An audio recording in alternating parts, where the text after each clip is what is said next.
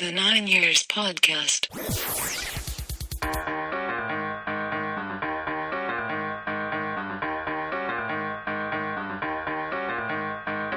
All right, everybody. It's Thursday, the 2nd of June. Welcome to the show. I'm Nick Draper, joined as always by Stuart Deacons. Hello. Thank you for listening.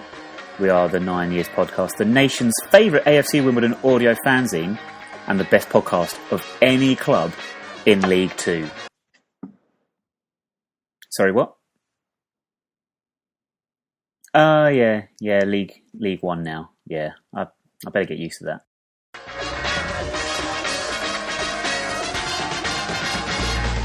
Right, so what to talk about this week? Of course, it's Wembley all the way this week. A full review of the game, the day, what happened before, what happened after, what we thought of Plymouth, what the media made of it all, what's happening with the squad, what we're looking forward to next year, birthdays and stickers as well, of course, and we'll be talking to Paul, Raymond, George Jones and my esteemed brother Chris, fresh from the hallowed turf itself, about their experiences of the day as well. But before we get to that, Stu, I'm off all week. It's half term, so I get to gloat for once as I ask you, how's life been at work these last couple of days? Life is just... since Monday, I don't think I've got rid of a smile off my face. I think everyone at work just keeps looking at me thinking, why are you smiling weirdly at me? And so I think I've had a permanent smile stuck on my face. It's been a torture, really. I'm totally envious that you had half term this week. I can't believe the timing of that. But it's been alright. I've had lots of people at work sort of wishing me well, sort of congratulating me. And I think, to be fair, the media's been very, very busy around Wimbledon, and I don't think people that I didn't even expect would know about we were playing at Wembley new, and yeah, it's been really good. But I'll be true, I've been tired the whole way through. I just feel like it's been a mad 2 or 3 week holiday since Accrington game. It's been full on, and in a way I'm glad it's over, and we now know the result. But yeah, what about yourself, Nick? I've been great. Chilling out, Max, and relaxing all cool. Was in Kingston earlier today, as I am on half term, got a bit of time to myself, do a bit of shopping, you know what it's like. And do you know what, Stu? Sometimes, I must say this actually, sometimes, it is the case when you're out and about, you might just get that call of nature. This happens sometimes. It happens to all of us. Yes. So I made use of the facilities in Kingston Town Centre.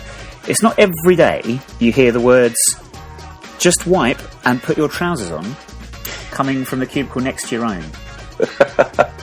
The mind boggles, really, as to what was going on, but I made a hasty exit. And moving on. Well, I say moving on, made use of the facilities at Wembley as well on Monday. It's the first time I think I've been in a gents' toilet that didn't have any, and I'm going to say the word urinals. Some people, maybe I hang around with too many Americans to say urinals.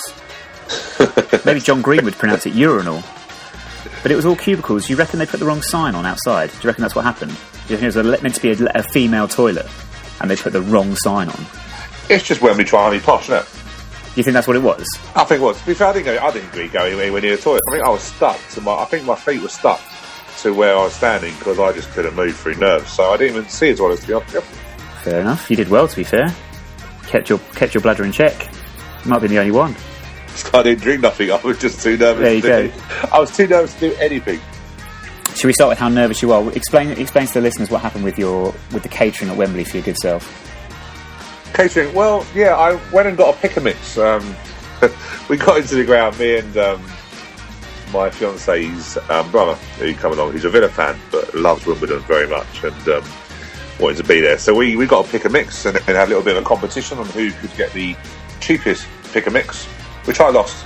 I don't believe that. I don't believe that for a second. The thing was, I thought mine was quite light, but then realised I put quite a lot of fudge in it. Way so I ended up putting £10 worth of pick and mix. I had a couple, felt sick through nerves, and ended up putting in a seat, and then I got a drink, and I managed to knock that over, so I had no drink either. So my nerves just got the proper better of me on Monday. How much did you spend on pick and mix in total between the two of you? 20 quid, I reckon. Oh, jeez. Yeah, about 20 quid. Was this actually a great idea? It's not meant for kids, though, is it? I'm sure they. When I was walking around the stall, there was no kids at all. It was all adults pretending they were getting it for their kids. Much like when I get my stickers for Euro 2016. You just It's from a kid, really. Yeah, just like, how much are these? I'm just getting them for my nephew. Loves them. Yeah. So you're here every day. I know, I just keep forgetting. Hi, I'm John Green, sponsor of the world-famous John Green Stand at Kings Meadow, and you're listening to the 9 Years Podcast, the nation's most listened to AFC Wimbledon podcast. Anyway, let's get on with it. Then. The game itself at Wembley. Let's get on to the big topic, the big conversation this week. So many places we could start, so many things to touch on. I would like to start, if it's all right with you, Stu, by mentioning Tom Beer. He was pivotal in getting us to Wembley with his goal in the semi-final against Accrington, but he wasn't in the squad on Monday. I suppose that's why Neil Ardley gets the money he gets. That's why he's the manager. He has to make these big calls and these big decisions. But how harsh was it on Tom? And not just Tom, David Fitzpatrick as well. Both of them lost their squad places to the returning Connor Smith and Jonathan Meades. But do you think Tom could have done the same job as Connor Smith did? Why do you think Neil went with Connor to start? Well, it's interesting. Of course, there's been loads and loads of interviews, and I'm almost positive the interview I listened to was the one on the Dons player. But Neil Ardley said something very interesting when he was talking about the bench and why he brought in Connor Smith and Jonathan Meades. And he basically said, I'm not going to quote him on it, but based on the lines of how they trained in the week and how they prepared for it and whether they looked comfortable with the occasion.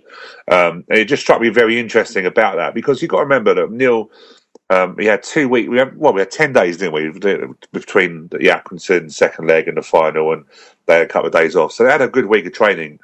And Neil Ardley's always been very much a person that he wants people to train as if it's a game, and they bring their training into the match. And I guess by what he said in that sort of little segment was the fact that maybe Callum Smith and that just trained better and looked like they dealt with the situation better. We've got to remember this was a massive, massive game, and maybe it might be a case that he just felt it was too big for players like Tom Beer.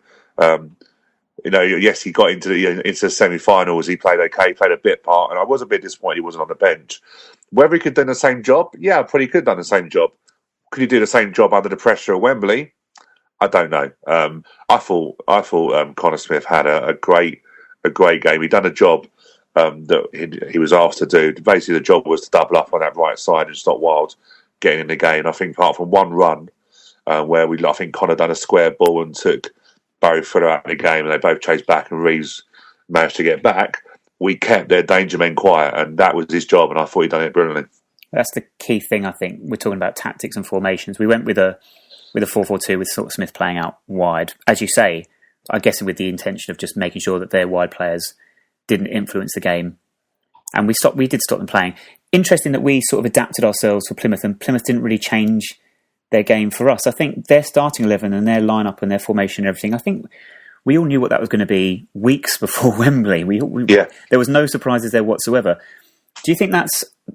Obviously, looking back at it now, it's easy to say it was a mistake from their manager, but do you think it was a mistake from their manager? There didn't seem to be any sort of thing that they thought they needed to do to worry about us, if you see what I mean. It was all about them turning up, perhaps with the better, stronger 11, and they should just be able to play their game and win quite easily, but it didn't happen that way, obviously.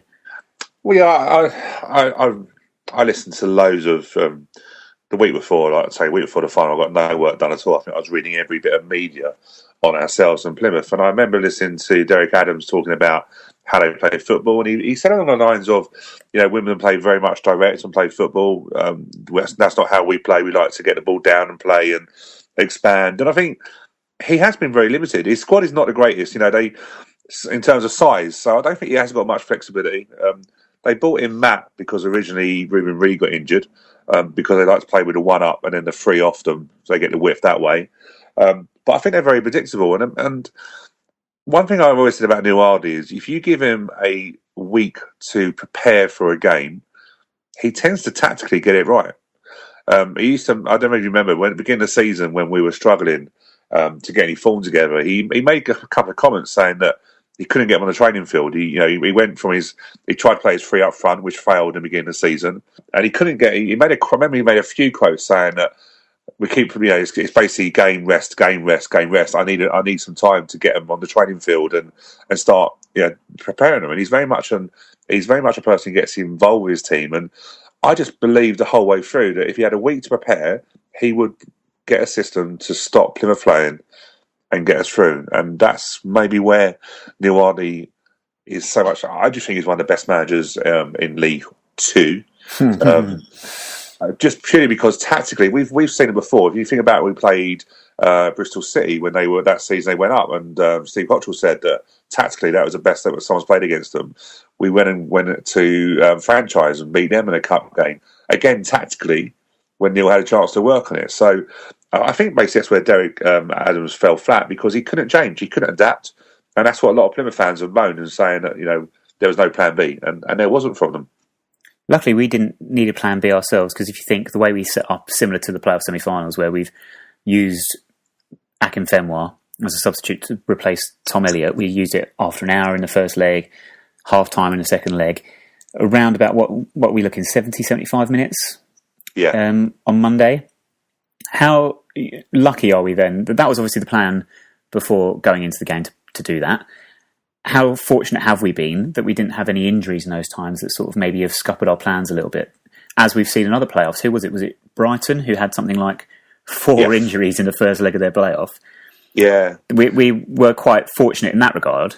It's interesting how you look about fortune, isn't it? Because again, through the season, it's interesting once the season finishes, you start remembering things. And I remember having a conversation. I'm going to name drop, but I'm going to name drop in a funny way. That's not like you.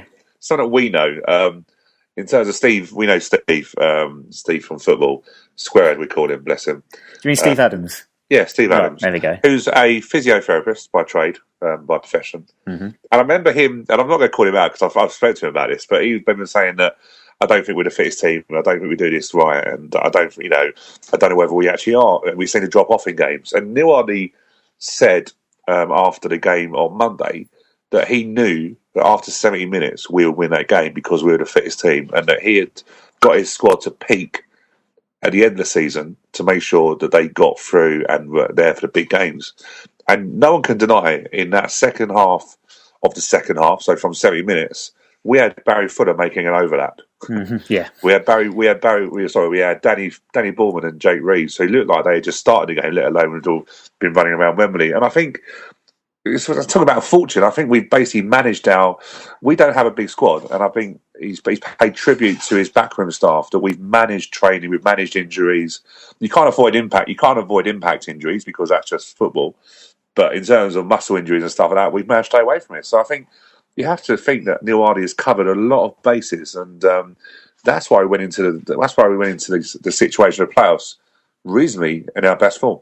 Danny Bullman and Jake Reeves, they just don't stop. Like Dave Anderson said to us, he says Jake Reeves strikes him as a type of player that at the end of training he'll probably run home, run the long way home as well, take the scenic route as well. Funniest quote, wasn't it? I've heard for a little while. He got it spot on. It was hilarious, however, in the fight in injury time when Lyle Taylor decided to send Jake Reeves in down the wing.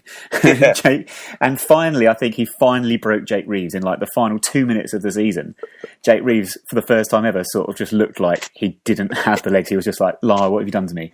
Why are you getting me to chase after this ball? But he kept chasing, to be fair to him. But the pair of them, Bullman and Jake, they never stop. How important were they on the day, just getting around that midfield, stopping Plymouth's midfielders from dictating the game or getting on the ball or whatever? Massive. And a lot of seasons they've been outnumbered as well because some people played free in there and sort of tried to dominate them. And we've gone, a lot of times Neil's been brave and gone, he thinks his 2 can beat the 3, and then we get the spare man elsewhere. And I just thought it was interesting because we've all probably seen a bit of a reaction from Plymouth, and it seems to me that people are saying, Plymouth played poorly on the day, and they didn't play as well as they could do. We didn't allow them to play. We stopped McHugh and Boateng. I'm not a great lover of Boateng. I don't think he's the best one in there, but I'm a great lover of McHugh. And I was reading something today on one of the forums that said that he thought McHugh was a liability, and it basically doesn't see how he gets into that squad. And I'm not thinking we'll take him. Yeah, we'll have him in League One next year. I think he's an excellent player, but we didn't. Danny Bullman. One thing that's good about Danny Bullman, I remember chatting to Trev, who said a very good point, is that Danny Bullman doesn't necessarily have to win tackles to get possession back. because what he does, he measures distances very well. So when he's chasing, he basically forces people to play passes that they don't want to play. And that's what they did. We forced them to play wide balls that went out of sticks, played diagonals, which went straight into Darius and Robbo. And them two just worked so hard. And in the end, when we basically got possession, we then really started to make a massive impact. And I know quite a few of my mates who've not seen us play were just saying how good was the little man in midfield. They were just so impressed with him. He did kind of run the show, to be fair. I know a lot of people were saying Plymouth were disappointing, and I agree with you. Of course, it's 50-50, isn't it? Because we didn't allow them to play. We stopped them from playing. We set up very, very well and didn't allow them to play. We didn't allow them to get in behind or what have you. That said, I still think you might have expected a little bit more of Plymouth. I think there was definitely a difference for me, watching it back as well, that one team wanted it more. I think you can judge these things sometimes. I think there was one team that were maybe expecting things to happen for them, and another team that were making things happen for them. I think that was a key difference. Plymouth, we've seen them 4 times this season, and the first 2 times couldn't have been more impressed with them. Opening day and then the Johnson Pates Trophy, thought this was a team that were going to win the league. I didn't have any doubts about that at the time. Yeah. They're actually the first team, and I've not double-checked this stat, but I'm sure it's correct. We've stolen this actually from the Not the Top 20 podcast. If you want to check them out, they did a great review of the final as well. I'll give you the details later. They say that Plymouth are the first team in 13 years to be top of League 2 at Christmas, but not go on to get promotion. Do you think expectation has weighed down heavily on that club, especially since Christmas, where they've really struggled? Possibly. I know Derek Adams did say that they had injuries, massive injuries, and Plymouth's not an easy place to attract people just because of where it is. It's very detached. That's why they pay more wages down that way normally for players. I don't know. See, when you look back at a season, it's interesting, isn't it? Because I'm quite sad, as you probably already know, Nick, I look back at the highlights of the first game against Plymouth, first game of the season. Yeah. And we dominated them for half an hour. For the first half an hour, yeah. I remember Andy Bartram we didn't score. So you have to wonder, are Plymouth a team that if you let them play, and I think this is what we found out, isn't it, over the season, I think, is it a case that the first round of games, teams didn't really know how to play it? Was it that surprise factor of, they're playing us off the pitch here, we've got to retreat? Or was it a case that teams just worked them out? It's difficult to know, isn't it? They did suffer from injuries, but yeah, I said on record on this podcast that they were the best team I saw at Kings Meadow by a mile.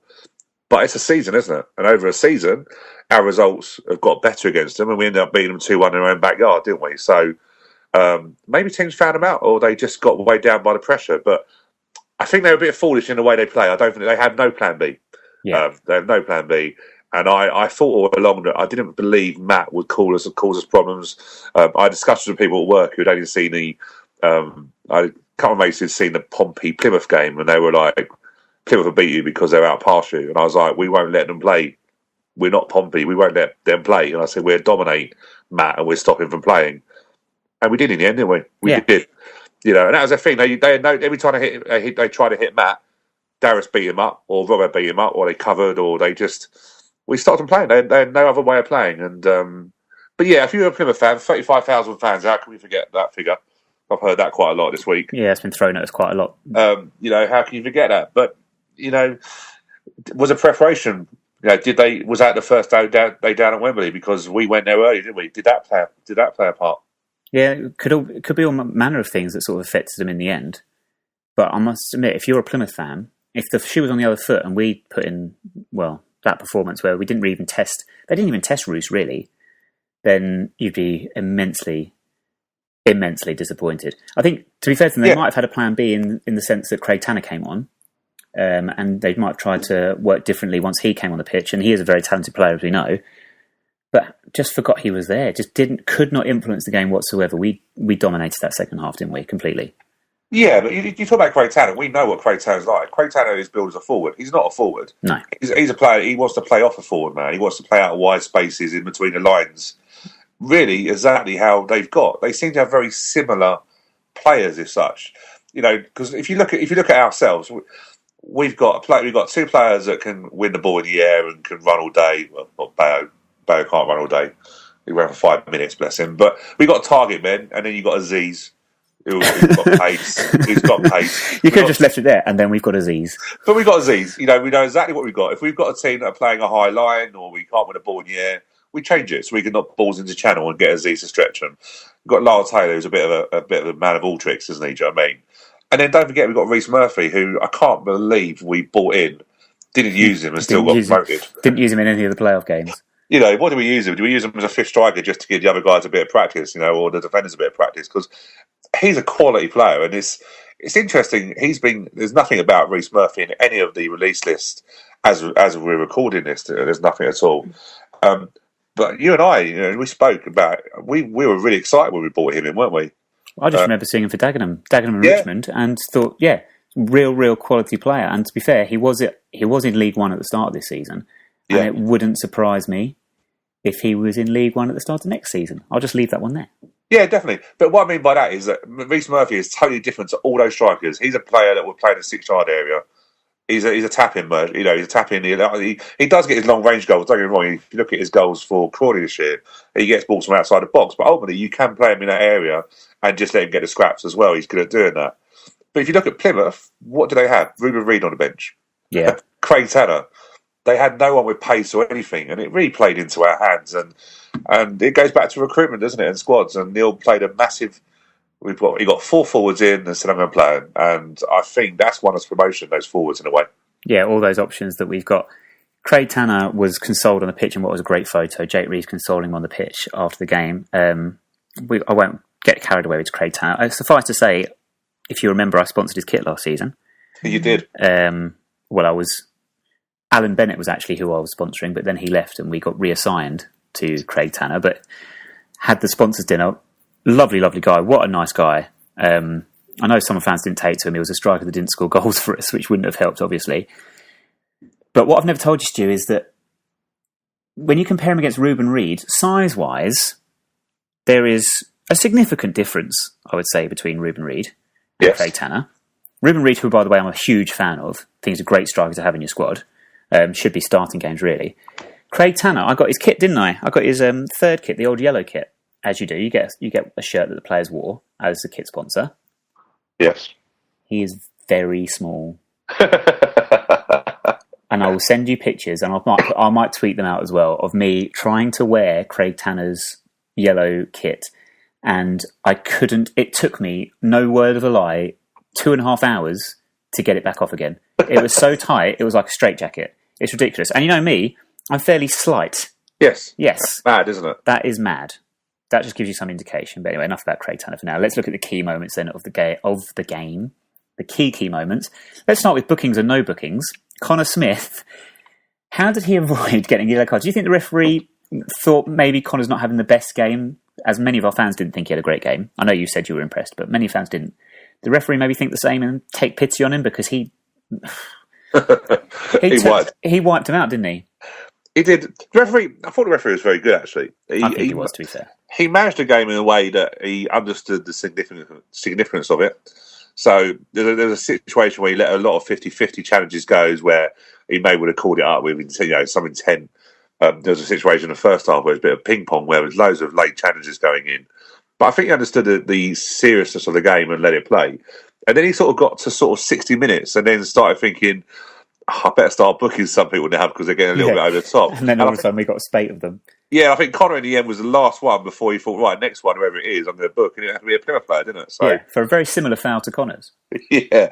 But I thought his game management was brilliant. He let the game flow. And, I think, again, I'm hoping that League One will see that we will get some referees with a little bit of a better understanding of the game. And because we've had some shocking referees in League Two, haven't we? Do you know what I mean? And the playoffs, we had some really good referees. I think this season, more than any of the seasons in League Two, the standard has been poor. I must admit. I know. I always have a little bit of a row with my dad most Saturday home games where he wants to moan about the referee, and I'm thinking, there are other things to worry about. Get off the referee's back. But in fairness to him, most weeks the standard has been pretty poor. To be fair, he got the penalty shout correct. Well, I'm not sure. Plymouth claimed for a penalty. It was that man Tanner again, actually, that went down. Definitely not a penalty. No chance in hell that was a penalty. It's fair to say that our penalty, when Aziz went down, was soft. Although there was clear contact. Aziz tried to do a trick and then tricked himself, as he normally does. Yeah.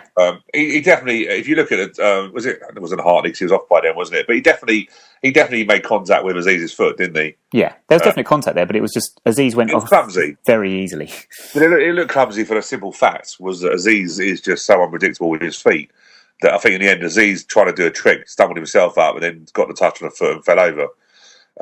He plays like he is literally on fire in terms of he's trying to put the fire out, and his body's doing all these sorts of contortions to get this fire out, whilst he's actually trying to play football with the ball at his feet. It's if he doesn't come up to League One with this, how much am I going to miss watching Aziz every week? But do you know the thing about Aziz is that he's so great when a team is when you're 1-0 up. Aziz is a great sub to have because you look at Plymouth, they were being told to push forward. When you've got Aziz playing playing on the shoulder or not even playing to play on the shoulder, we could have probably won that game 4-0 in the end. Mad chance we had later. They were pushing forward. But the last thing, we talked about us, Neil basically with the four forwards, but. When we do them subs after 70 minutes, you bring Bale on after Tom Elliott's beating up the defenders, and Lyle just runs himself into the ground. He don't need subs, does he? Lyle don't want to be subbed. No, he doesn't want to come off. Well, no.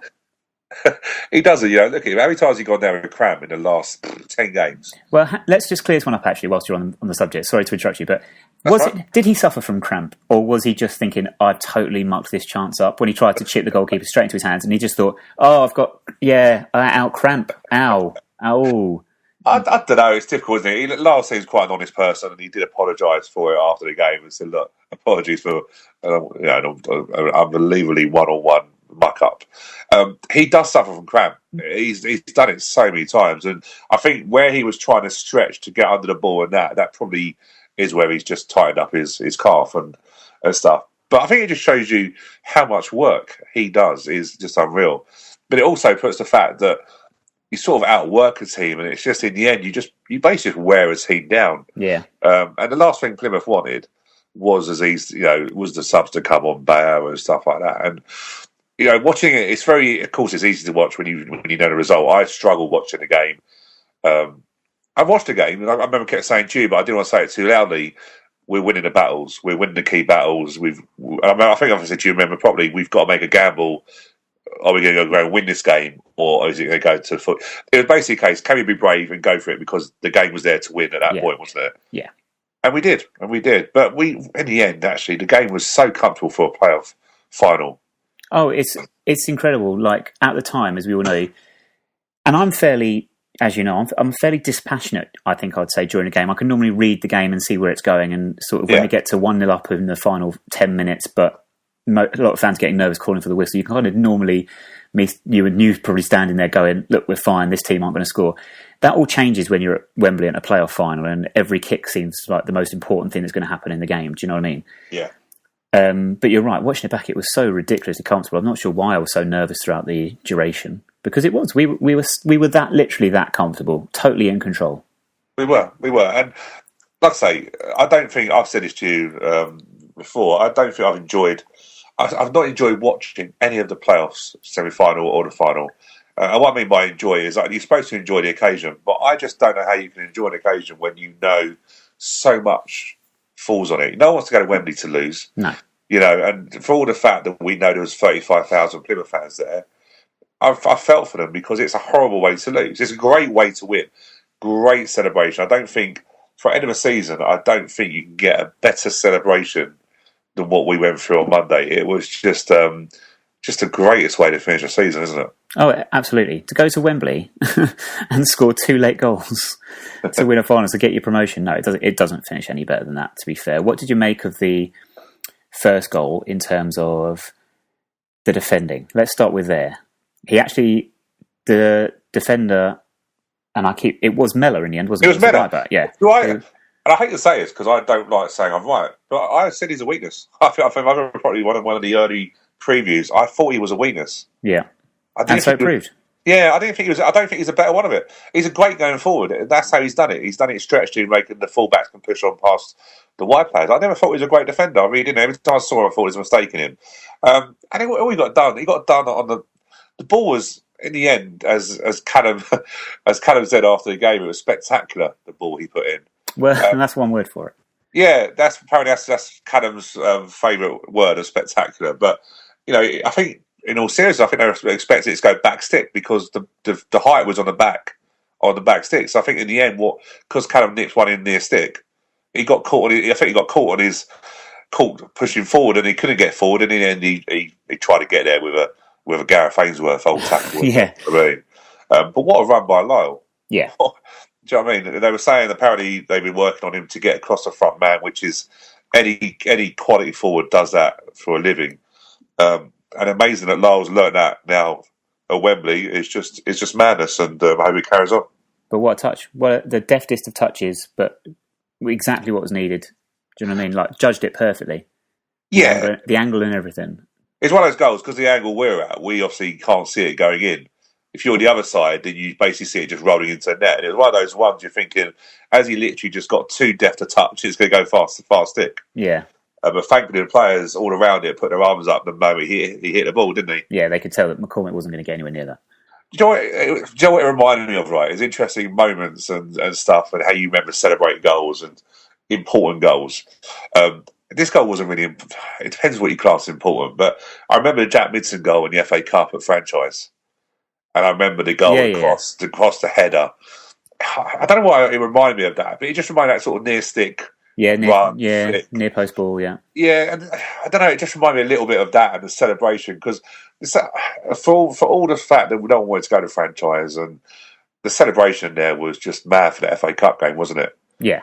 But it just reminded me of the whole sort of the way that all the cross that happened and stuff like that. But the goal was just, I don't think I've celebrated like that in God knows how many years. There was a hell of a tension release at that moment. Well, it was, and then I had to pick up a guy who decided to fall down from the road before us, the road behind us. Yeah, just literally collapsed and got stuck. The story's great, isn't it? Just, for the guys that have not heard this, we had a person behind us who was blatantly drunk out of his head, bless him. And to be fair, he was happy the whole way through. I think he's the only person that was happy because I think basically a alcohol would just... Yeah, blissfully unaware of what's really going on around him. It was. And there was a couple of times he kept nudging me in the back where he couldn't stand up, and I thought it was quite funny. And then after the goal, he fell over, and then he basically was trying to get... He fell flat on his back and was trying to get up, but he couldn't because his arms were basically stuck under the seat. When he finally worked out, we got him up. And then we continued celebrating, and then next time, look, he's fallen down the next road. Yeah.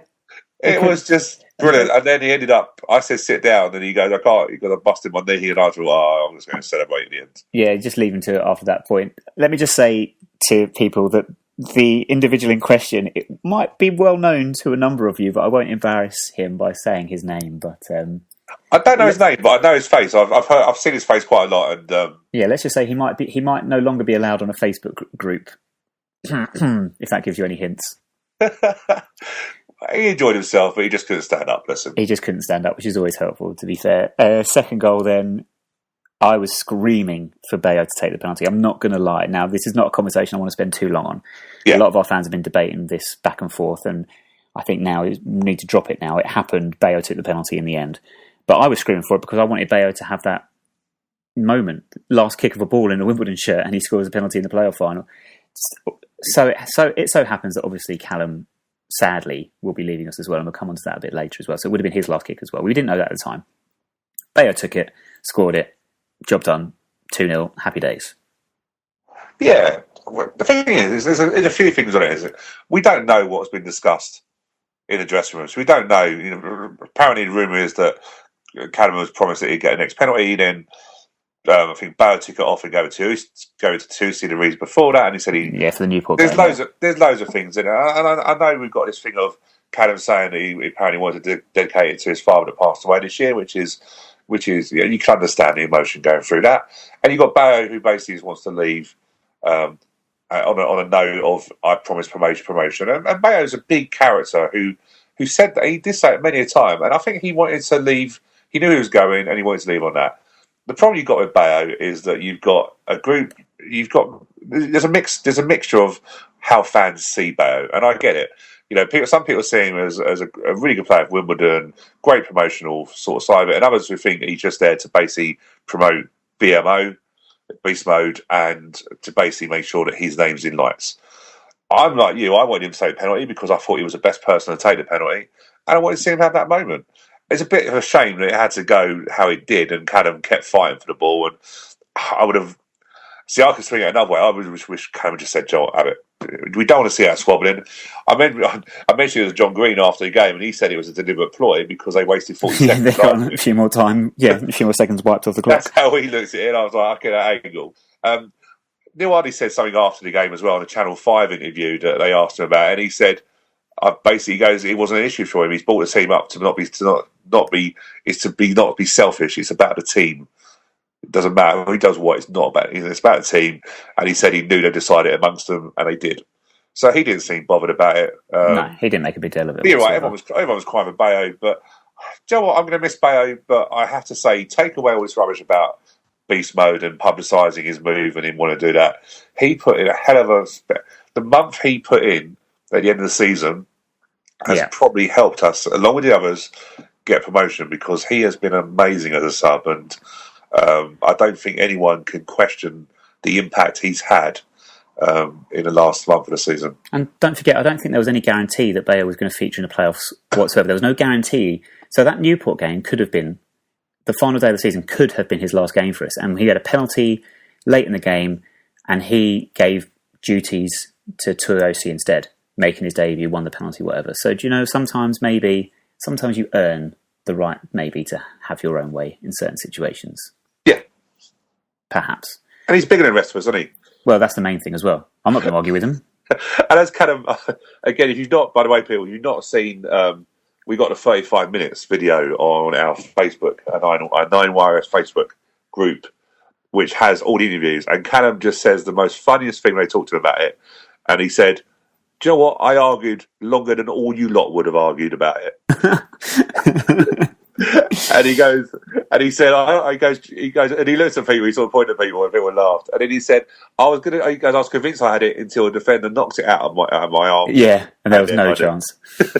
But Callum, I have to say, Callum his character is just, his laughter and his whooping that he keeps doing and stuff is just infectious. His what?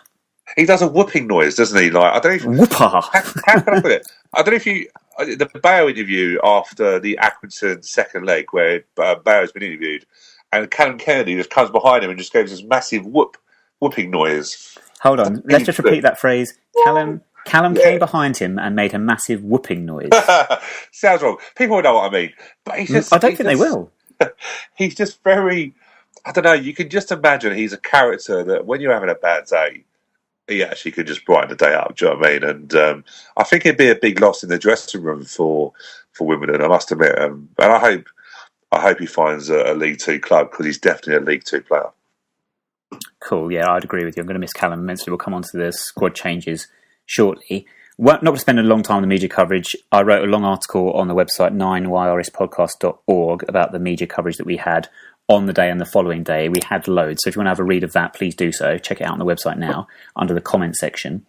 But the coverage has been insane. I think we've attracted many more column inches than would usually be afforded the League Two playoff final. I think that was also shown in the build-up. You know, previews to the games were very limited in the national papers, but the match reports themselves were huge, and obviously massively centred on ourselves, of course, in the story. So I read the article, but Stu, just to sum it up very quickly, I think the old Wimbledon were not particularly, and this is the point I made, not particularly loved in the latter days by the Nationals, and that has done a complete 180 now.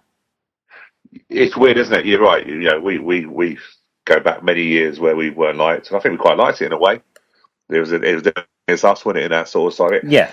It's sometimes weird to get the media loving from it all and stuff, but I get it. Let's be fair, the club does everything right. Yeah, I know some people don't like us because they think we're a bit white and white. I hear that sometimes also as well. But I just think we just do things right. We just have values. You know, we make a profit every year. We've struggled, and people think this 6 promotions in 14 years has been a walk in the park. Trust me, if you've been through it, we've had our battles and pivotal moments, and I just think we've made the right choices more often than not. Yeah, I think the media love a story. Let's be fair, they love the fact that we're going to be playing franchise next year, which I really don't like. I've said this on a lot of guest books and stuff. It wasn't about them. I don't want them getting publicity on our name. It wasn't about them. But that's what the media loving is all about, because they can't wait for that game to be played next season. Yeah, and Eric's made the same point over and over. We're not going to let them sort of piggyback off our success and get highlighted in the media. Yeah, but let's face it. We're going to discuss it at some point anyway. We're going to have to play them. But hey, that's 2 games. That's 2 games. There's another 44 games that we've got to try and get points from next season, because it ain't going to be a walk in the park next year. No, but I'll tell you what, if we do play them at Kings Meadow, because at this moment in time, who knows what the situation is going to be like in terms of arrangements for that game, but I will pretty much guarantee we'll win that game at Kings Meadow, because their players are just not going to enjoy that experience whatsoever. But anyway, that's for another day. That is for another day. Monday, obviously, we do our man of the match polls after every game, put up by Paul Raymond, who we'll be speaking to shortly. 4 options on this occasion were decided upon were Jake Reeves, Barry Fuller, Paul Robinson and Danny Borman. Jake Reeves won the vote easily. He got 53% of the vote. Barry got 19%, Paul Robinson 15% and Danny Borman 13%. So well done, Jake. Personally, yes, I think at the end of the day, Jake Reeves would have been my man of the match as well over the 90 minutes. But honourable mention to Darius Charles as well, who was immense. And Stu, who does get your hero of the week? Who gets your man of the match award for Monday? Oh yeah, for me it was Jay. I would say by a mile. It wasn't by a mile. You could pick. There was probably 5 key players. I thought in that performance, and probably looking at mainly sort of all behind the ball. Really, I thought Barry Fuller was immense. Some of the tackles he put on wild. He left some. He left his mark early on with Wild. Let him know he was there. Yeah, Darius and Robbo never lost the ball in the air against Matt, so they were outstanding. And the 2 in midfield, just immense. So you could give it to any. In my opinion, you could give it to any 5 of those. You really could. We just had players. Our key players played, and that was the difference, wasn't it? That was the difference in the end. 3-word match reports then. Wow, we got a huge response to our 3-word match reports. What we normally do is I'll select 3 and read out those 3, but we're going to do it slightly different because we had so many, because it is special, because we just won promotion. Stu, I'm going to read out every single one we received. Superb. And I'm going to ask you to choose your favourite and therefore the winner. And as a prize, they shall get a mention on the podcast, which they're going to get anyway in the first place. So maybe we'll try and get something bigger for the said person in the future on this special occasion. But anyway, do you want me to start reading through the Facebook ones? Yeah, go for it. Well, actually, there's been so much.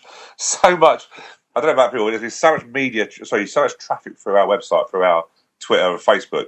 We've not been able to keep up with all of it. No, I'm not sure I'm going to get every single match report either. I'm going to have to hopefully manage to find them all on Twitter. But let's start with our one. I say our one, my one, which kicked it all off. My 3-word match report was Ardley outstanding.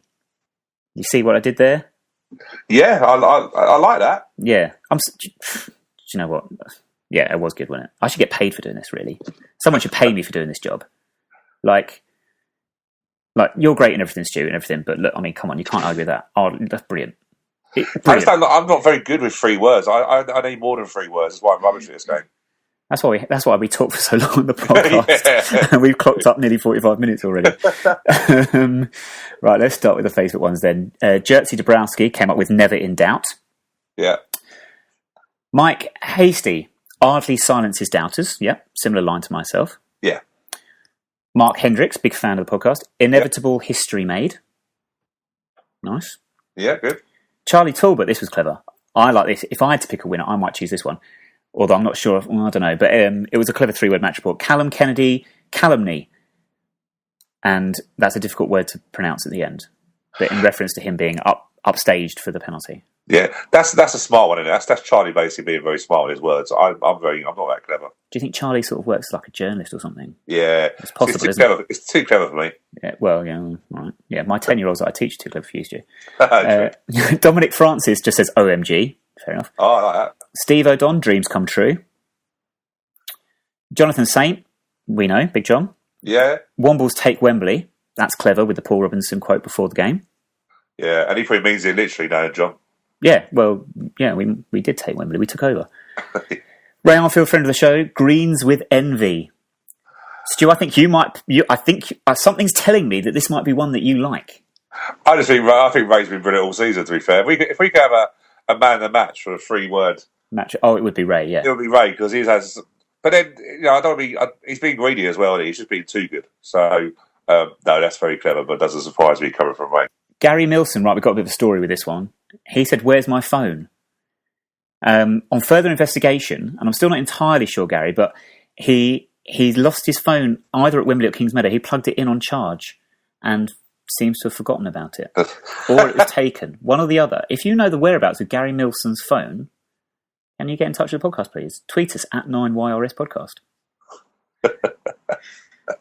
Anyway. That's obviously before he started drinking. Yeah, I'd imagine so. It's amazing what people can forget football grounds, though, sometimes. But anyway. Who was it that got locked in the ground this season? Was it Barnsley? That guy got locked in the toilet. Yeah, that's right. Yeah, yeah, forgetting your phone's one thing. Forgetting yourself is a complete another. Oh, well. Paul Jeffrey, beast mode gone. Okay. That's quite sad, though, isn't it? It is quite sad, really. Not in a sad as in that's, but, genuinely upsetting. But anyway. Yeah. Adrian Courage says no words needed, which I like, but Paul, for a podcast, it's kind of hard. Jim Potter, total dominance rewarded. Yeah, we did boss that game totally. Rob McKinley, absolutely mind-blowing. I assume he's referring to the football and nothing else that happened on the day. Celebrations could be interesting. Who knows what was going on in those celebrations? Lee Rumbelow, hangover finally gone. Yeah. On the Wednesday, yeah. Friend of the show, Lee. And Peter Trigg, next up, championship. Well, Peter, wow. Let's not get ahead of ourselves. Yeah, I was going to say, let's just get League One. Let's just stay in League One for a year. Well, Burton done it, so hey, if Burton can do it, anyone can do it. If Burton can do it, anyone can do it. Right, Twitter. I'm going to start with the ones that have actually got the hashtag Don's 3-word report. Okay, we had lots that didn't have the hashtag, so if I don't read yours out and it didn't have the hashtag, that'll be the reason why, okay? But I'll try and get as many without the hashtag as well. Daniel Huckfield, never in doubt. We had that one from someone else earlier, didn't we? Yeah. Ed Hewison had a couple. He had Phoenix Still Rising and Champagne-Soaked Wimbledon. Can you allow 2 entries? I don't know, that's anyway. In certain situations, yes, but maybe not now. Jim Hampshire, we're going up. Yeah, summed it up perfectly there, Jim. And now you're going to have to bear with me now, Stu. Peter Hill, fan effing-tastic. He asks if that counts. Well, I've just said it, Peter. So effing, yeah. Yeah, sorry I'm not reading out your Twitter handles on this occasion, but it will take too long otherwise. So I'm just going to scroll through. Hugo Rosemont, Aziz on Fire. I'm assuming. That song has been in my head. Oh, it has me just, for everyone, I think. Oh, dearie, yes. Let's keep going. It might take me a little while. Is there something you'd like to fill with the listeners whilst I scroll through Twitter? Well, yeah, while you do that, just while you talk about the Aziz on Fire, again, if people have not seen this 35-minute, I think I'm going to actually say to you, Nick, we're going to put it on YouTube. Put it on YouTube and the website as well, yeah. Yeah, we're going to put it on YouTube, but Aziz basically was asked by Ivor to sing. Apparently he knew his songs to his words, which, to be fair, Aziz doesn't look the most clever, the sharpest tool in the box, but I think he knows a few words to his own song. So he basically got him singing it. And I've shown probably about 10 people at work, and they have all wet themselves with laughter. And also, the funny thing is, basically what he does, he sings his song, and then Jim at the club cleverly puts a song on. Barry Fuller looks like he's just seen, just seen a ghost, yeah. And all of a sudden, they all just think this is party time, do their own dancing. Yeah. Jumping up and down. I was worried that the cup's going to fall over and the stage is going to fall to pieces. But it's just the funniest moment, but also a special moment in terms of a lot of my mates at work have seen it, have just gone, and where was this? Yeah, exactly, yeah. And you got that close? I went, yes. And they'd done that? I went, that is why the club is special. It is just an absolute brilliant moment. And, I keep watching it again and again because I just can't stop smiling. It's just the most funniest moment from that evening. It is a great moment, and I'll make sure we get it up on YouTube and the website as well shortly. Found a few more here, Stu. Nev, I'm going to have to give his Twitter handle for this one because Nev just on its own. At Nevilinski. Yeah, that wasn't easy to say. Womble's Takeover. So again, that sort of Paul Robinson idea, I think we had before. We had a couple more. Never in Doubt again, Daniel Huckfield, thank you. Job well done from Paul Raymond. No, sorry, I've got that wrong. Job well done. Well done. You see what he's done. Sorry, Paul. Dear me. Just quick, while you say that, very quick, you talk about people. By the way, we had loads of people come up to us at Wembley, which was really great. We're now getting our face out there, which I don't know if it's too good or not. But just very quickly, I know you listen every week. The Hungarian Don who met us, who stood behind us. Oh, Nick, yes, yeah. Hi, I hope you got back okay. I know one of his friends apparently got stopped on the flight over, couldn't get over. So I hope he enjoyed watching the highlights wherever he was, and he got back safely. But yeah, hi, thank you, and we are flattered that we are so well received by everybody. Worldwide celebrities now, Stu. We are. It's very weird when you get someone come up to you you don't know, say such nice things, and it's it's not weird. But it is weird, but it's also really, really nice. And it's rewarding, and to be fair, it's why we do it. Yeah, to be fair, I get that a lot. People just come up to me and just compliment me. But, don't know who this guy is, Chris Draper. He just says, get in there. That's his 3-word report. Basic, isn't it? George Jones, again, don't know. They've done it. What do you mean, George, they've? Don't you mean we've? He's supposed to be he's supposed to be one of the clever ones we've invited in, isn't he? Well, yeah. Come on, George. Oh, I'm safe. Well, yeah, worryingly. Joe Pym, Womble's going up. And Jim Hampshire, again, we're going up. And I think that's where we'll have to call it a day. So, Stu, of those, if you weren't going to pick Ray Armfield, who would you pick? Yeah, I was going to say, to be fair, Ray wins it.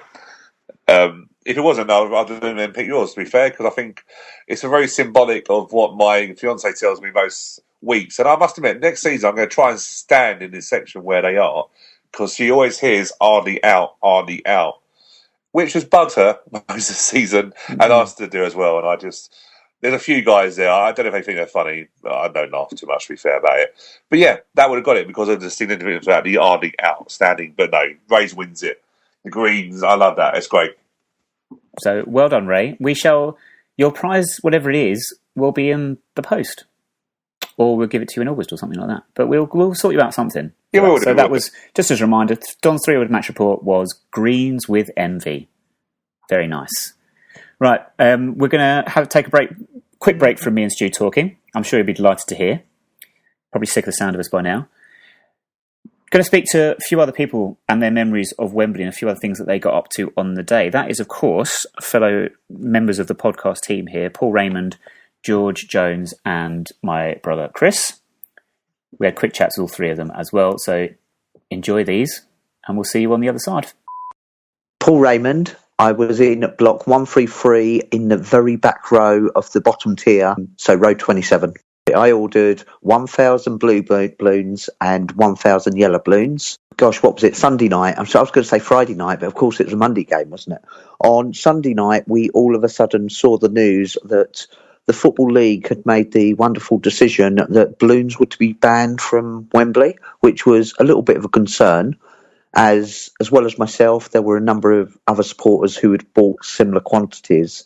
And when the box of 2,000 balloons turned up, it was like, oh, what have I done? At the back end of last week, I took some bags into the shop because I just thought, although I wanted to bag them up into like 4 balloons in each, I just thought, I'm not going to have time to do this. Let's take them to the shop, let people take them away. And that worked really well because kids like balloons and things like that. But then I spent large part of Friday night, Saturday night and Sunday making up about 200 individual balloon bags, which I took up in a huge carrier bag. And when we saw fans on the tube and walking down Wembley Way, we handed them out.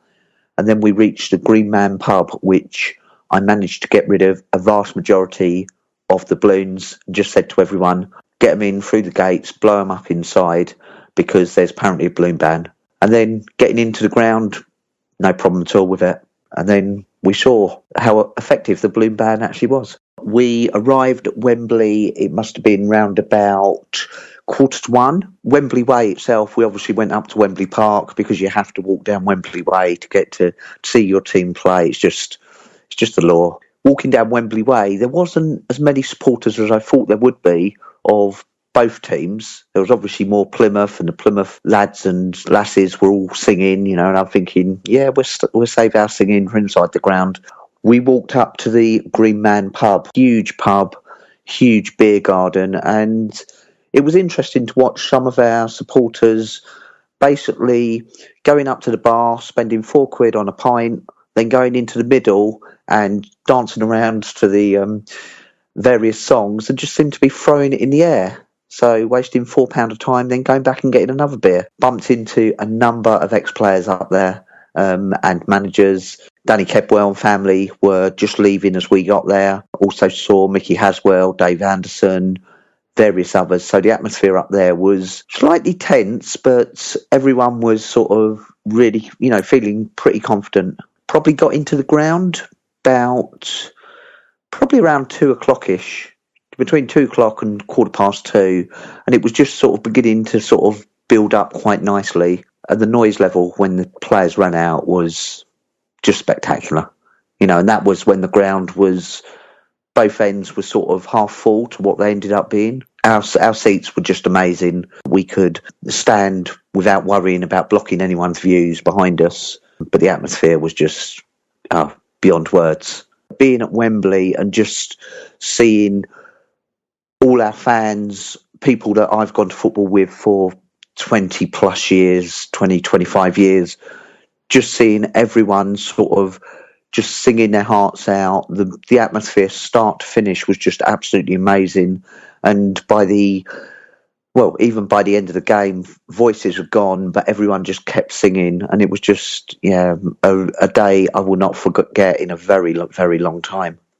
I basically ended up possibly being one of the last people to leave the concourse of the stadium. We were going to leave and head back to the ground, and I was concerned that we'd get caught in all the people leaving the stadium and get stuck on a tube, and then by the time we got back to Kings Meadow, the team would already be there. I was sort of a little bit worried, but by the time we actually left the concourse, Wembley Way was actually clear because everyone had gone. And one of the good things that I think that Wembley do now for any sort of final, because how they stage manage the aftermatch stuff, the team that's usually lost, the vast majority of their fans have already departed, and if they're going back on tubes, they're clear of Wembley Way, so you don't really have any problems as such. There was a couple of comments from Plymouth fans, of which one of the group I was with, Jake Warren, made the most wonderful comeback line to Plymouth fans going. We were just all laughing about, and it was, really good humour. Travelling back on the tube was just brilliant, and we travelled back to Waterloo, then got on a Wimbledon train, which was just packed full of Wimbledon fans. When I got off the train at Norbiton, the amount of people that were there, it was almost as busy as sort of peak time on a match day. We went back to the club, and there was already a good number of people there, and just everyone was just so happy, and just up for a really good night. The team arrived, well, in fact, first of all, the under-9s and under-10s who went on the open-top bus, that came back, and as it entered Kings Meadow, they were all singing, which was really good. Car park was just packed full of people. We saw the team come back, and then in the middle bar, we probably had the most people that we've ever had in there, and the speeches from, I think they got every one of the players on the stage and interviewed about half of them, and it was just absolutely amazing. And I know across Instagram, Facebook, and on Audio Boom as well, we managed to record every one of the speeches, and they're still up there. So if people haven't heard them, they really are worth a listen or watch the video, because it was an incredible evening. I thought second half Jake Reeves was just absolutely unplayable. He just controlled the middle of the park, and he just kept to make these brilliant runs. We put together the man of the match poll afterwards, and it was so difficult because you could have quite easily picked 6 or 7 players, and we had to narrow it down to 4. But there was no one. It's going to sound really bizarre after I just said Jake Reeves, but there was no one who was head and shoulders above everyone else, but there was no one who sort of hid from the day. I think Plymouth could quite easily say there was a few of their players that just didn't perform, whereas every one of our players did the job that they were asked to do. On Wednesday morning, can't even think what day of the week we are now.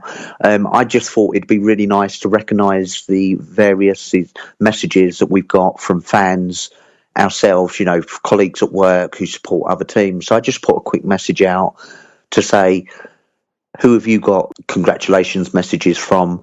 Send us a message on Twitter. We'll retweet them and we'll give everyone a mention. So in no particular order, various supporters have had messages from the following clubs: Luton, Fulham, Leicester, Swansea, Sutton, Cambridge, Eastleigh, Stevenage, Exeter, Southport, Dagenham and Richmond, Chelmsford, Liverpool, Spurs, Arsenal, Rangers, Maidstone, Crystal Palace, Leeds, Chelsea, Man United, QPR, Bournemouth, Bradford, Gillingham, Plymouth, Coventry, Bristol Rovers, West Ham, Nottingham Forest, Notts County, Watford, Lincoln City, Portsmouth, Aldershot, and then we're on to the international clubs: SK Breven, Botafogo from Brazil, Puma, Mexico, Borussia Mönchengladbach, Torino, Boca, I presume that's Boca Junior in Brazil, Cork City, and a couple of other non-footballing ones: Surrey Cricket, Wimbledon Tennis, and Wimbledon Mumsnet.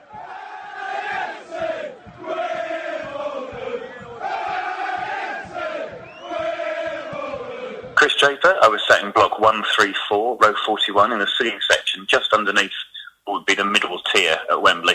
Day started very early because I was assisting the Womble round Wembley, so I had to get there quite early. However, obviously did go for breakfast first with Hayden, which was very furry, but we did have a lot of food and maybe a couple of cheeky beers just to whet our appetite. I arrived at the stadium at about 12:30. Was shown to a little changing room where Hayden got into his kit. Went for a bit of a wander, had a dance with the Plymouth mascot, which isn't as weird as it sounds. They had some sort of dance off in front of the Plymouth fans. And having done that for about 5 minutes, we then got hurriedly whisked away and round the back of the stand, so not walking past the Plymouth fans. Back round to the Wimbledon fans, walked up and down for a bit and Hayden was able to meet some of the kids that had come along, which was great. He wasn't allowed to come to the concourse, which did cause problems in the long run, but there we go. Can't have everything, I suppose. Did manage to wish Neil Ardley good luck beforehand, and also saw Carly Osborne, saw the boys come out, but obviously they actually put red dots on you if you go anywhere near the pitch and you're not one of the players. It's always best to be avoided so you don't get tasered or shot like pigeons that fly into the stadium. Coming up to about 20 minutes to kick off. Once the players had gone back in and clapped them off, and about 22 we went back to the changing room and Hayden was able to get out of his kit into his more normal clothes, and we went straight up to our seats and we were able to just make kick-off. The atmosphere was brilliant. Unfortunately, the pockets of singing, because they weren't all together, it was very hard to get things going. It was like when they do the Mexican waves at Wembley, and some people don't join in. So you start singing over to the right-hand side, but then there's a block with nothing, so the sound doesn't travel. And then another start singing another song. I think at one point there were about 5 different Wimbledon songs being sung, but it was all good. It was all good-natured, and obviously got better as the game went on, and we grew into it. I heard you select from 11 plus substitutes, superb performances. They were all amazing, but I think I'd like to pick one. Well, can I pick 2? It was Reeves and Bullman for me in the centre of the park. They bossed it. No two ways about it. Bullman, how that man keeps running. He's my age, and I can hardly go upstairs. This guy ran for 101 minutes in the end, as it was, and even right at the end, he was running. He outlasted Lyle Taylor. So Reeves and Bullman shaded it. I think Plymouth forgot to turn up. I did say on the podcast, the preview podcast, that I thought it would work in our favour that we went to Wembley. We had a look round. We got used to the surroundings. I think, again, it was shades of 2011. Luton just thought, we'll turn up and we'll win. And I think Plymouth thought the same. And it was after, I think it was about 10 minutes, and Barry Fuller just pulled off one of the most crunching legal tackles I've ever seen. And I think that set the tone. It was very much like Vinny in the 88 final. But obviously, this was a legal tackle. And it just sort of showed them, we're not here to get run over. As Paul Robinson, as a wise man once said, we're not there to take part, we're there to take over. And it. Hayden decided he'd travel back fully kitted up from the ground all the way back to from Wembley all the way back to Kings Meadow. Unfortunately, as we left the ground, we were accosted by one of the groups of supporters that had hired a double-decker bus. So we were a little bit longer getting back to Kings Meadow than we would have liked, but we did make it back for the team bus coming in just in time. And obviously, all the players came off and got cheered by the supporters present. There were hundreds of people there. I wouldn't even like to guess. And obviously, Ashley Baines was the first one out, jumping around like a pogoing maniac. But really good atmosphere. The lads afterwards went straight to the back bar, had a bit of a sing-along. Some of the lads stayed behind the President's Lounge, which was packed out, with the cup. People got their photos taken. It was a thoroughly enjoyable experience, and it reaffirmed the fact that the connection between the fans and the club now is better than it ever has been, especially since our lone goalkeeper left. It's a once-in-a-lifetime type affair. I mean, I'll hope there'll be more, but once-in-a-lifetime affair, I think. Best for me, especially with my Hayden duties.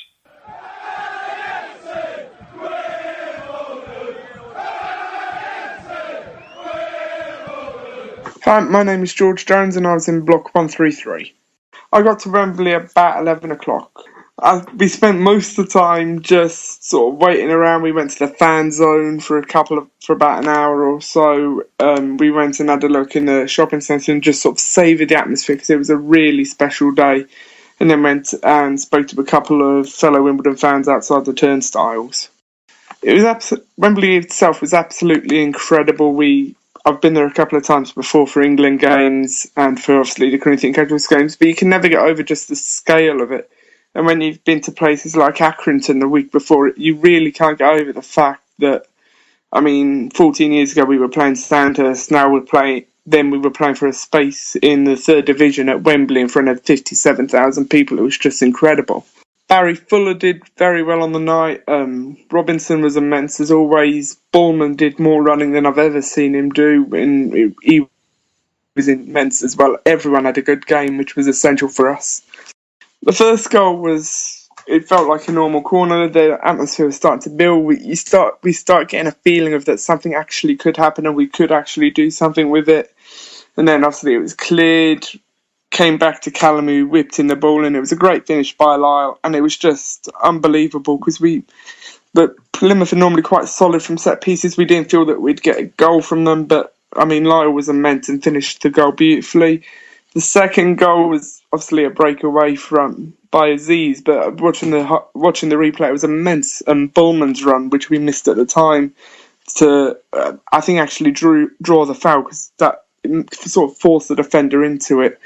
But I think, and then obviously had the argument over the penalty, but Bayo buried it perfectly, sent the keeper the wrong way, and it was a good penalty.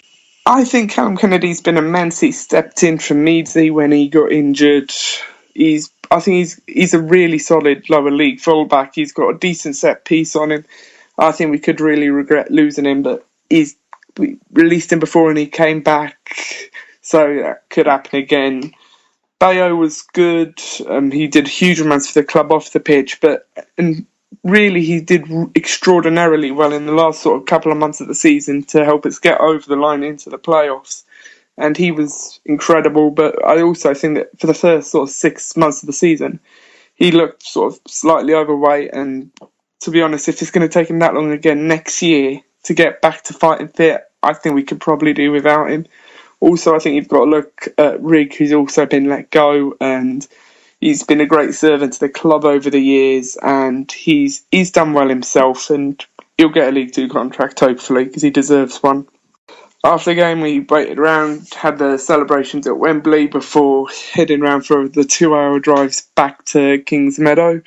Joined in the celebrations there for a bit before just going insane, really, for the whole evening at Kings Meadow. And I don't think I had any sleep on Monday or Tuesday evening. It was incredible. I think the only way of summing it up accurately is unbelievable. I think that's the only way of describing it. It's time for the birthdays game here on the 9 Years podcast. 3 birthdays, as always then. Footballer, wrestler, and then another media personality. Stu, let's start with the footballer. Sergio Aguero. How old does he turn? The Manchester City striker. How old does he turn this week? He's not... Is he 30 yet? No, he's not that old. I don't know. 28. Oh! Has he done it? For the first time ever? Have you actually done it without any assistance from Lorraine, I hope? No. My girlfriend is in the background. And she's protesting her innocence. So, Stu, oh my word, the birthdays game will have to end now because it won't get better than that. He is bang on the nose, 28. You've finally done it. Because I'm thinking he was at Atletico Madrid, and he's not at 30 yet. He's still in his prime. Well, your next challenge then is to get all of the birthdays correct, okay? I don't be stupid. It's taking me how long to get one right. Well, let's have a go. Let's have a go with the wrestler. A personal favourite of mine, possibly the best wrestler in the world currently at the moment. Well, that's up for debate, as it always is. AJ Styles. Who? Oh, give over. I sound like one of those. You only thought about the phenomenal one. Who? AJ Styles. Master of the Styles Clash. The most dangerous move in professional wrestling. Literally, because it breaks necks. How long I've not watched wrestling for, doesn't it? Yeah, well, he's fairly new to the WWE, to be fair. He's new, so that might be. He's been around for years, and but not in the WWE. Okay, so he's not younger then. So maybe then he's maturing as he's getting older, which is naturally what happens. What happens? God dear. 32. No, never mind. 39. 39. Yeah, I knew it was a flash in the pan. And finally, Michelle Keegan. Oh. Now, I must say, I'm someone who I'm a big fan of. She's a very talented girl. There she is. Yeah, quite small roles that she's played, but perfectly formed, I'd say. Very well-rounded actress. Yeah, very uplifting. Very uplifting indeed. Yes, definitely. What do you reckon? How old do you think she is now? Or she will be this week? She's been around the scene for a bit.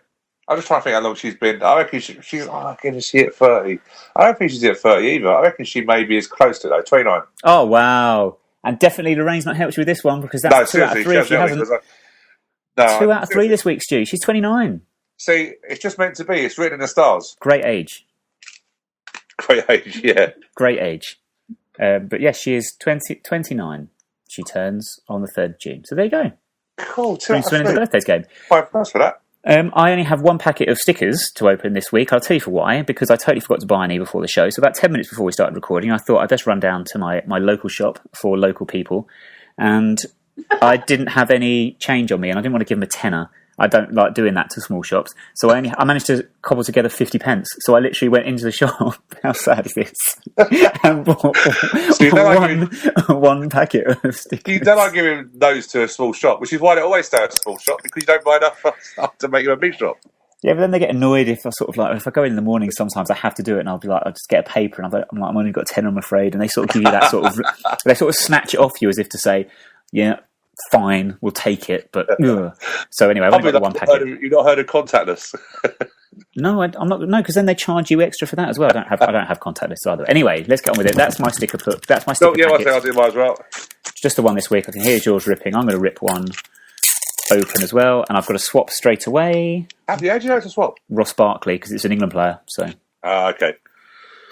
Rubbish pack. What rubbish? Oh, another Watford player. What's going on? Oh no, former Watford player, Matej Vidra, used to play for Watford, just as bad. I've got nothing really. What have I got? I've got Mark Janko, who is, I don't know what he is. Swiss. Oh no, Austrian. It says on the sticker. It says it on the sticker, Stu. Yeah, I couldn't work out the flag. I've got some French players, Alkashelny and Varane. I've got how do you pronounce his first name? Mr. Clark from Villa. Kieran?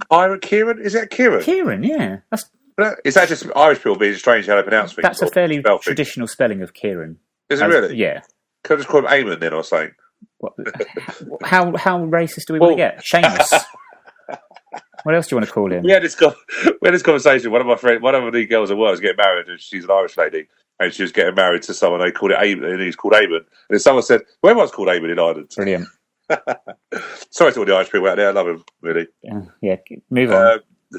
I've got some Romanian, Vlad, I don't know, Grigori, and I'll be rubbish at commentating the Euro Championships, I would be. Yeah, thankfully you're not doing that, Chubb. And I've got Denis Shrezhev of Russia. Oh, yeah, Denis Shrezhev. That's a rubbish That guy. Yeah, it's a rubbish pack as well. I've got Claudio Casero of Romania. I have David Myler of Hull City and Ireland. And then I have Jason Denier of Belgium. And I can only assume he's a defender with a name such as Denier. It would make sense, wouldn't it? Denied. Yeah. Well, I was also denied a shiny again this week, but never mind. I've got loads of them. Swaps, I'm going to start to put together my list of swaps, and I'll put a link to it on our website, 9yrspodcast.org. Let's just go back to Wembley then very quickly. Atmosphere-wise, Stu, we haven't touched on this yet. It was an interesting atmosphere. I think we were all too separated, the hardcore regular supporters that go down to Kings Meadow. So we never really got a consistent number of chants going aside from the obvious. But it was fairly loud in places and didn't really seem to affect anyone's enjoyment of the day. No, it wasn't. I won't lie. I was just amazed by the sight of it. I've never seen so many Wimbledon fans in one place.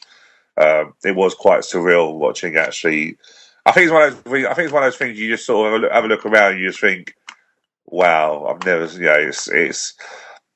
I think it's something that is special. Wembley, isn't it? When you win, and it just shows you the fan base is there. Yes, I know there was a few neutrals in there. Difficult to know what percentage of those were neutrals, but it just shows you that there is the need for us to be back at Wimbledon with a decent ground. And 11,000 now.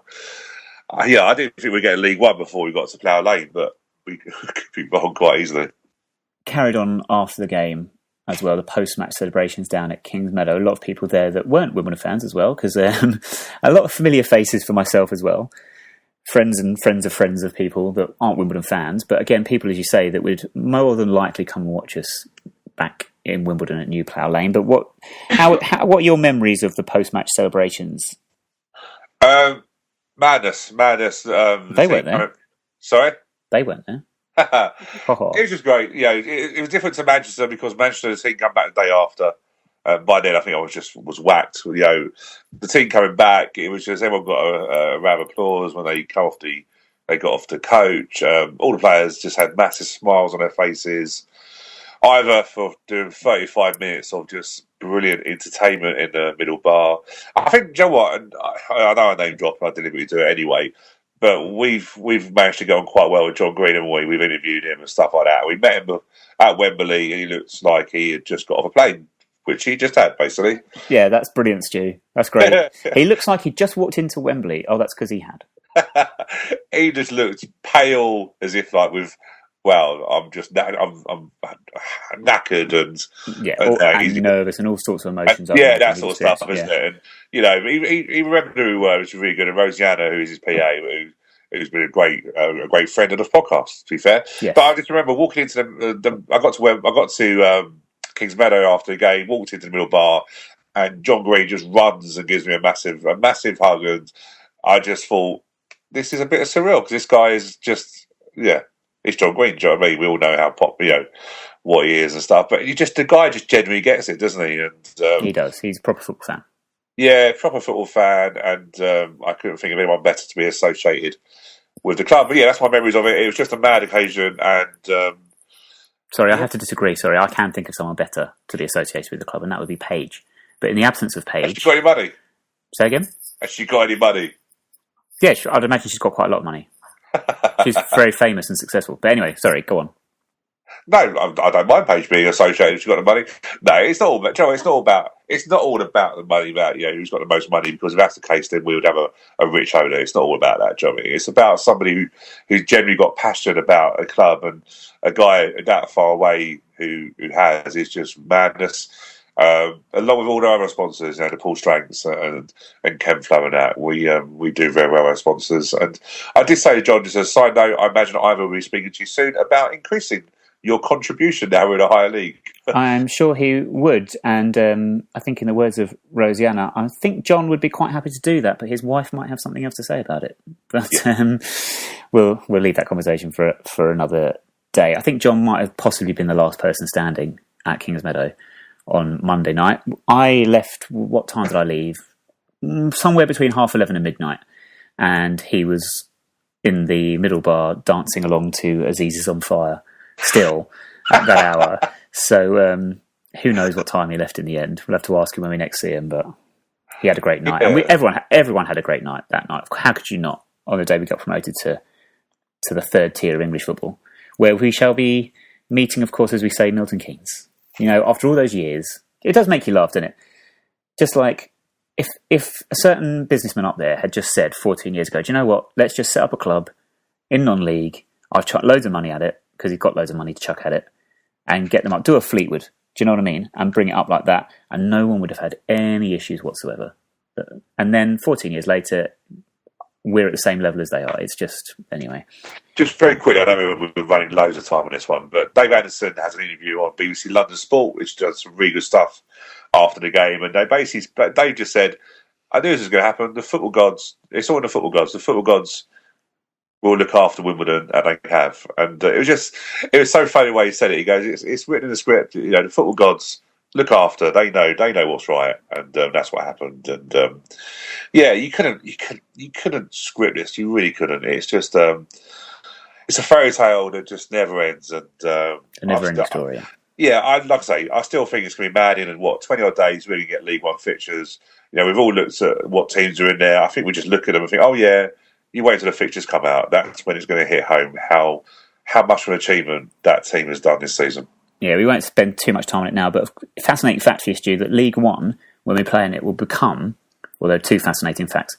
The first one is that I think this is true of both yourself and me, that us playing in League One will mean we've seen Wimbledon play at every single level of the English football pyramid, from level 9 all the way up to the Premier League, which is something else. Also, League One will become the third division that we have played Oxford in and failed to beat them in. That's random, isn't it? Because, we're not going to beat Oxford. We never do. We never do. And do you know what the good thing is also, the third thing, it's not really a fact, the good thing is the league are introducing new badges next season, so we will have Sky Bet League One badges. Is it still Sky Bet, is it? They've changed all the branding stuff, isn't it? EFL or whatever. Yeah, I think it's still Sky Bet. But basically, what they've done, they've changed the badges so they have Championship, League One and League Two, rather than just having a Sky Bet standard one, so we get little... I did say Rocket, because I think Rocket said to me he had ordered both. And I think they launched them just for the playoffs, and he didn't score me, he ordered both. So, Rocket, send that League Two, my friend. We don't need them. Send them down to Plymouth. That's where they want them. Hold on to them. Give them to Milton Keynes for the season after next. Ouch. Well, it's true. To be fair, it's that, and also to be fair, as we've said, we're very not apologetic, but we feel for the Plymouth fans. We've been there when you lose a playoff semi-final or a playoff final. We know what it's like. It's not happy. It's not a nice situation to be in. However, if you were singing songs about Milton Keynes and the FA Cup on the tube trains going into Wembley, as were many Plymouth fans that were on the tube train I was on, quite frankly, f*** you. And also, what a horrible colour green is. And don't dye your hair green. It looks stupid. Yeah, don't do it. It's ridiculous. And yeah. I mean, we know you've got those extra fingers on your hands, but don't use them for hair dye. That's just ridiculous.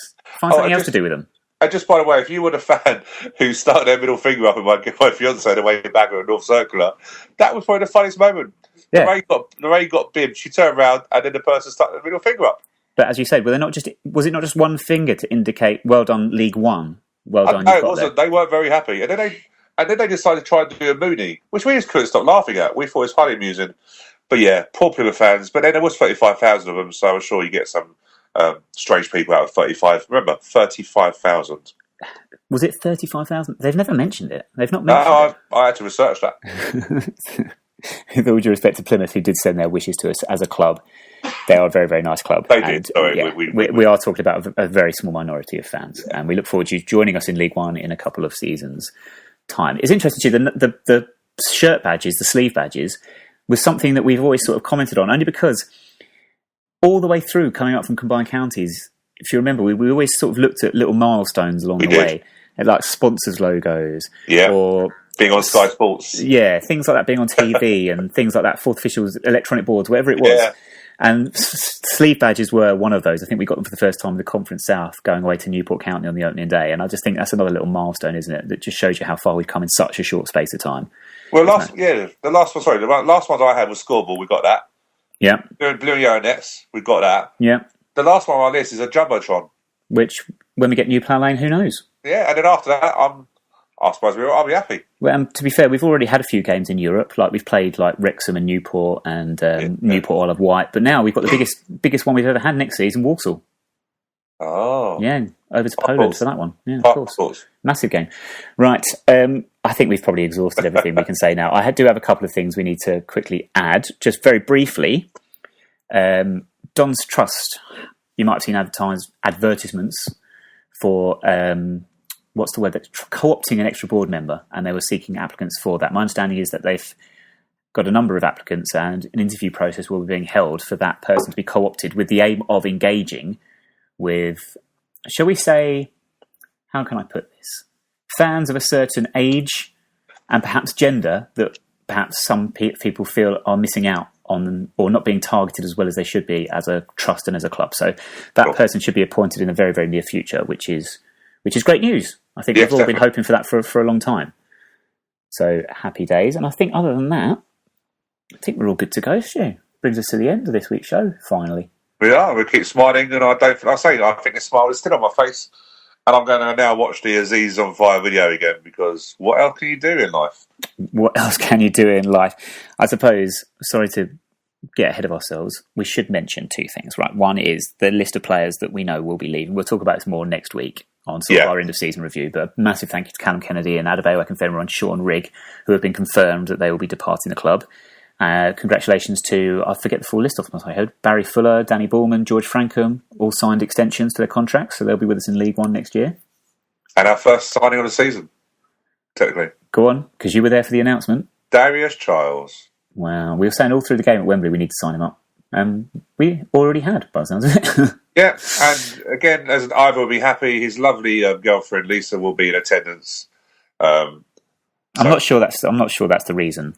We're all happy that Darius Childs is signed. She's a lovely lady, to be fair. Me and Lorraine met her again on Monday, and she said finally she can now stop biting her tongue. So I get the impression that this deal was done, or I'm assuming that Darius obviously indicated he would like to sign. Whether he said only League One, we'll never know. But I think it's been on the cards for a little while, and he is a character. He is a character and a living good defender. Great defender to have. The other thing I have to say before we sign off, I did mention it earlier, the Not the Top 20 podcast that did a review of our game with Plymouth, you can listen to that now. If you go to soundcloud.com/NTTpod20, I think that's correct. Or is it soundcloud.com/NTT20pod. And you can follow them on Twitter at the same handle, at NTT20pod. So check them out, please. Great podcast, great review of the game. Yeah, just quickly, Nick, thank you also to our friends at Bristol Rovers and Leighton Orient who sent us thanks and wished us well for promotion. So thanks, guys. Leighton Orient, guys, I hope we see you in a cup game. And Bristol Rovers, we are coming for you next season. We are going to get a win at your place. We are going to get a win. Yeah, same as we're going to beat Oxford next season. Yeah, it's never going to happen this year. All right. And just a big thank you again to all of you that have been connecting with us on social media, on Facebook, Twitter, Instagram, everything. Those of you that read the website and commented, 9yrspodcast.org, at 9yrspodcast for all those social media sites. If you are not following us yet, please do. If you have friends, relatives, postmen, newsagents, dog walkers, whoever it is that don't follow us, please spell out the word and just add to our numbers on all those sites.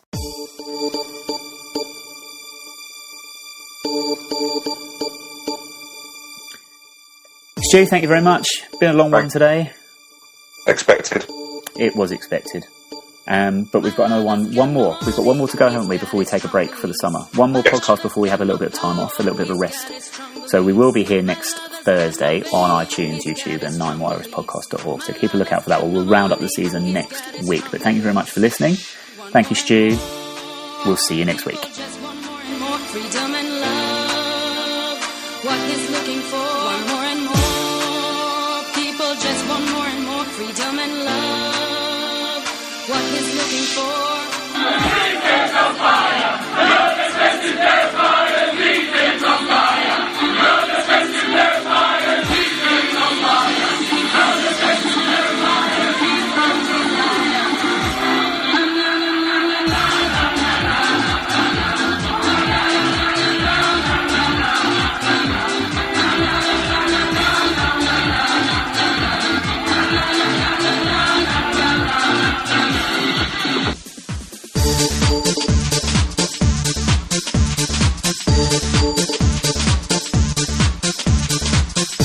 Thank you.